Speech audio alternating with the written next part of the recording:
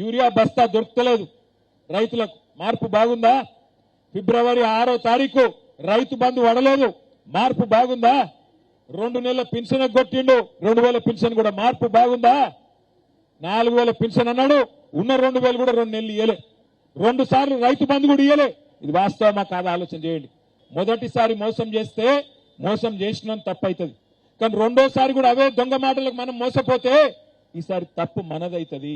వాళ్ళు మీకు కడుపు మీద కొట్టంగా, వాళ్ళు మీకు ఇస్తానన్నది ఇయ్యకపోగా ఉన్నది కూడా వీక్ పారేస్తుంటే అయినా కూడా కాంగ్రెస్ కోటేస్తామంటే అన్యాయం అవుతుందా లేదా, మోసం ఎవరికి జరుగుతుందో మీరు ఆలోచన చేయండి.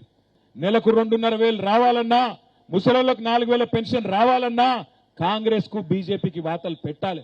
ఎందుకంటే ఆలోచన చేయండి, కాంగ్రెస్ వాడేమో మోసం చేసిండు, మరి బీజేపీకి 2 సార్లు ఎంపీ గెలిపించారు మీరు. ఏమొచ్చింది మనకు?